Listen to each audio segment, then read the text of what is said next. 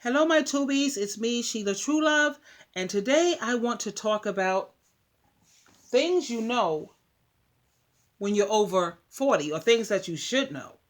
And one of the things that you should know is that there's a difference between wisdom and a difference between knowledge. Now, when you think in terms of knowledge, you can get a lot of that from books.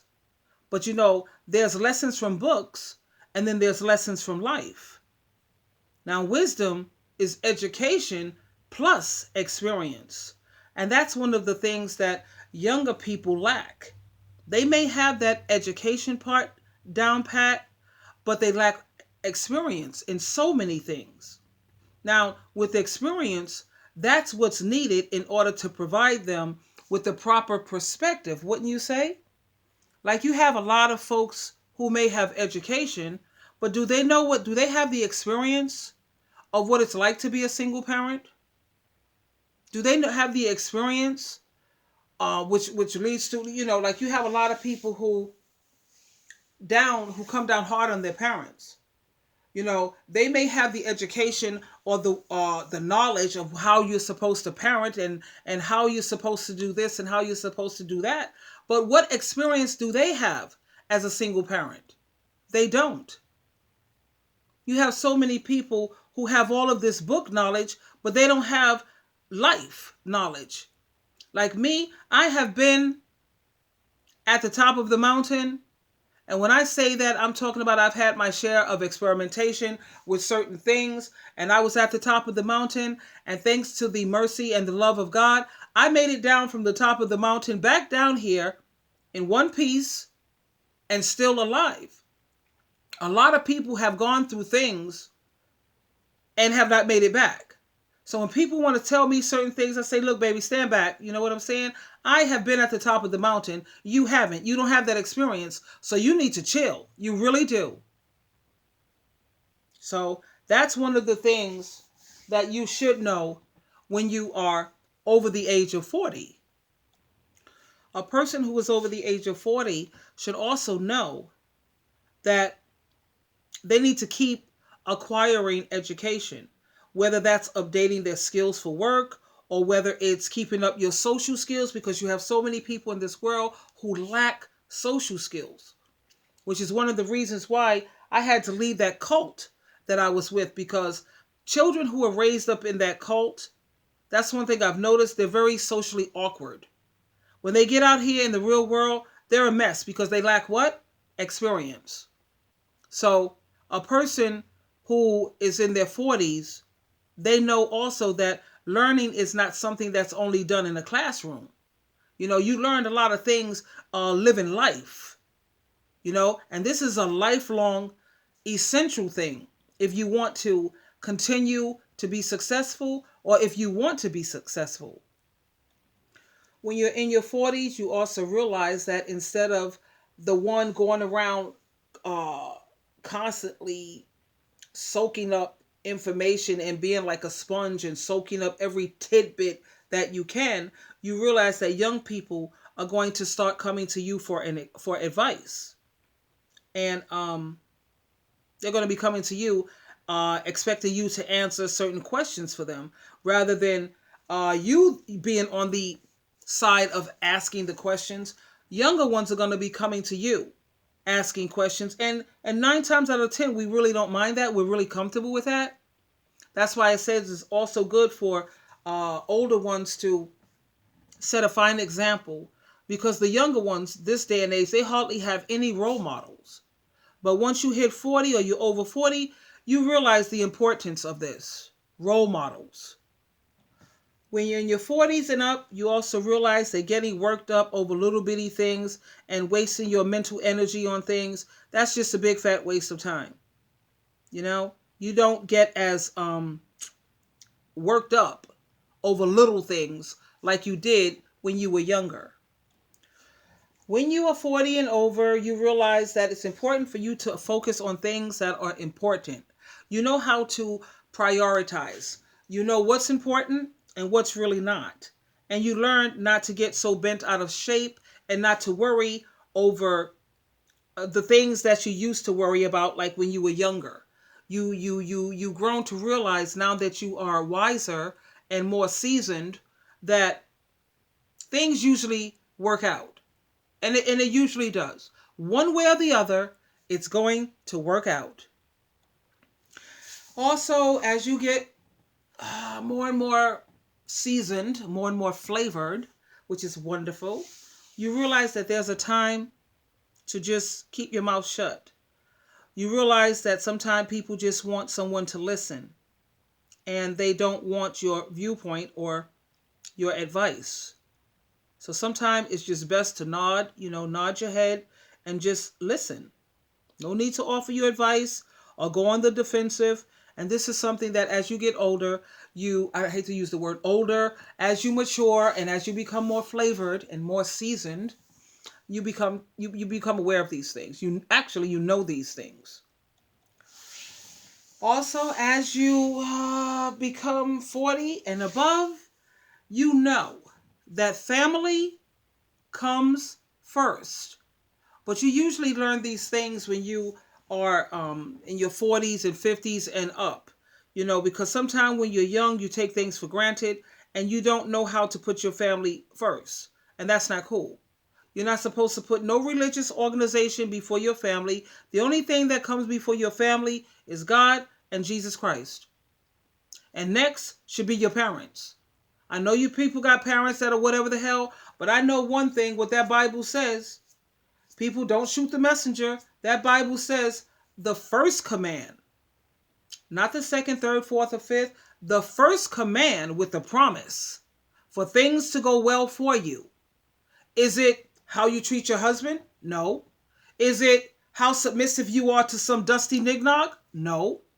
The first command with the promise is to honor your parents. And when it says honor, and you look up that word, you translate it from Greek to English, it means to value. And if you don't value your parents, think about things that you value. How do you treat it? That's the first command with the promise. It don't say, oh, if you're submissive to your partner, things will go well for you. No, it don't say that. It says if you want things to go well for you, the first command, check this out, with a promise. And that promise is coming from Jehovah God and Jesus Christ. So if you got issues with your parents, I suggest that you go and try to patch it up, try to fix it up, because you're not going to make a mockery out of God. When God say he promised something, you want things to go well, go try to patch up that situation with your parents. I'm telling you, please. Another thing you know when you're over 40 is that friendships take work. It's not just enough to have common things and interests, like you have the same sense of humor, or we like the same foods, or those things are just not enough. What it takes is for you to take a continuous interest in the other person. You have to take an interest in their life, and you have to take an interest in their family, as well as you have to demonstrate that you can be reliable and that you can be trustworthy and that you're trustworthy. You have to remember these things, because people in their 40s and over their 40s, they should know these things by now. You should also have learned how to treat other people. Now, the easiest way I can teach anyone this is simple. It's very, very simple. People complicate things. Humans complicate things. The way to treat people is to treat people the way you want to be treated. Don't do to people what you don't want done to you. Does it get any simpler than that? I mean, even a person who has learning disabilities can understand that. Just treat people the way you want to be treated. So you have people who would say, well, I'm not perfect. No one's perfect. You don't have to be perfect to treat people the way you want to be treated. Come on. You don't want people lying to you? Don't sit up there and lie to people. Everybody lies to some extent. But unnecessarily? Come on already. You don't want nobody stabbing you in your back. Don't do it to others. You don't want nobody betraying you. You don't want nobody cheating on you. You don't want nobody setting you up. You don't want nobody manipulating you. You don't want anyone abusing you. You don't want anyone taking advantage of you. So don't do it to other people.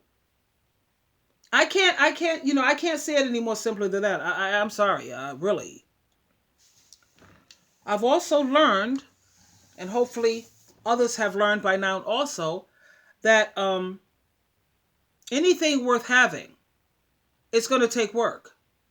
Because anytime you get things too easily, you don't value it. You really don't. So anything worth having, it's going to take consistency. It's going to take sacrifice, actually. It's going to take consistency, and it's going to take work. We've also learned by now that newer, just because something is new, don't necessarily make it better.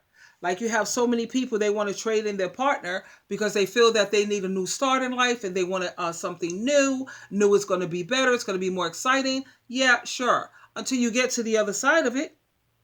I know a lot of characters who have felt that this other person that they choose to leave their partner for, because they felt the grass was greener on the other side.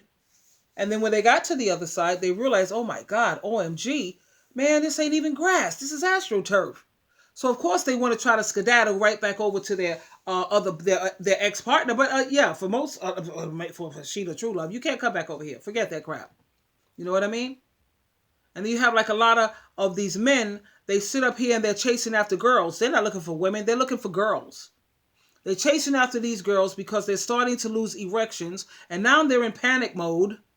Okay, they're in panic mode. So they go after these younger females, hoping that these women will be their savior. Because their penis is their God and their life. And they go to these younger females with hopes that they will save them. But the moment these females, they start losing their erections, even with the younger females, that's when you see these older guys, they want to start coming back to women closer to their age. Because they realize it wasn't her, it's me. It's always pretty much, I hope they realize that before they leave, whatever. But I know I was looking at that show called Cheaters. And this guy was cheating on his girl. His girl was a nice looking girl. Why the hell was he cheating on her? I don't have a clue. But he was with this other female who he thought was going to be so much better than his girl. Anyway, you know how cheaters go. I don't know if you've seen that show. But they busted in and all of this stuff. And the girl that he was cheating with, she didn't know that he was in a relationship with someone else. So she was like, oh, please, this is ridiculous. I had no idea. She apologized to the other woman. She said, I don't want him anyway. She went and she took a pump, where he had to pump his penis up. You see, he couldn't even get his erections going with the new girl. He couldn't even make it happen with her. So she took the pump and she threw it at his head. She said, I don't want him anyway. Look at the kind of crap that he needs to try to get his thing going on. So you see, new is not always better. Those who are over 40, they know also they should have learned by now, if they're not mentally damaged from excessive alcohol and drug use. And, a lot of these people have had their brains fried from drugs and so much brain damage from alcohol where they are to a point of no return. But if anyone has a healthy mind, they have had their share of one-night stands. They know what's up with that. They've also seen that when there's something more than a physical connection, sometimes, it's better to hold off on sex because sometimes that actually pays off because it helps you to develop a deeper connection, something that's better than sex. You have so many and way too many relationships that go bad too quickly because sexual intimacy takes place before personal intimacy. Now, when you're 40 and up, you know that lust and a hot body, that doesn't compensate for integrity, empathy, and decency. And when you get to a certain age, you realize, you come to know that sex is not a toy. It's not something, ooh, let's just go have some fun. No, when you're having sex with a person, whether it's oral sex or regular sex, you're making soul ties with that person. Every time you have an orgasm, you have just tied your soul to that person. Why would you want to tie your soul to prostitutes or whores or men who you don't have any connection with, or you don't have any love or even caring? And if a person wants to know more about soul ties, they need to listen to Robert Blake, because he schooled me when it comes to that. You know, every time you are sitting up here experiencing the intensity of that orgasm, you're tying your soul to that person. And that's really easy when it comes to men tying their souls to women, because a lot of women, they've been through sex and they don't get nothing out of it but a wet behind. So she's not climaxing or having an orgasm, so she's not really tying her soul to him. But with these men, they're tying their soul to these different females. You know? That's why the marriages are not working. Families are all busted up. Yeah, you know, people, when you get a certain age, you have got to understand the seriousness of sex. And if you don't understand that by the time you're 40, then I really don't know what to tell you. Lastly, well, I'm going to say this. When you get a certain age, 40 and up, you realize the importance of having your own space. You realize how essential that is, having your own space. I am a person who I am so selfish when it comes to my time and when it comes to my space. I need that. That's why I don't want no man living in my house. And if I'm forced to, because I don't know, something that God want to put me through with some man again, whatever, you know, I've got to have my own room. I have got to have my own space. And I have got to have time to spend with myself and spend with my thoughts. I need that, you know. And I think most people, as they progress in age, they come to realize that as well, you know. And I think people who are intelligent or people who are mentally healthy, they have also come to realize, like me, I'm ferocious. I am a ferocious and an avid reader. And I love reading because it always exposes me to new ideas, which always helps to make you a more intelligent person. And when you are a person who becomes more and more seasoned and more flavored in life, you realize the value of reading. It's very, very important because, like I said, it helps you not to become this boring person. You become more and more knowledgeable. You become knowledge. Plus, you combine that with your experience. Come on, baby. That's mind blowing. You know. Now, keep in mind, once you hit 60, I don't know if you're 60 yet. I'm not up there yet. You know, but I'm looking forward to it, because at 60, you still have at least a good 20 years. A good 20 years left. I'm talking about, you have a good 20 years left of life to look forward to. You're not decrepit until you're about, what, 80? That's when you start becoming a little decrepit and broken down, really? So if you in your 60s, baby, you still have a whole lot of good life left, a whole lot of good years left. Anyway, I just wanted to share that with you briefly. I know it's like, what, 18 minutes, 19 minutes or so? Yeah, you know, because I want you to live your best life. I want you to go on living your best life. After all the narcissistic abuse that we have been through, we should have got something out of it. If nothing, we should have gained knowledge along with experience, which equals what? That's right, wisdom. Sheila True Love, you always have a choice. Please choose wisely, and you know, without me having to tell you, I adore you and I love you. Bye for now.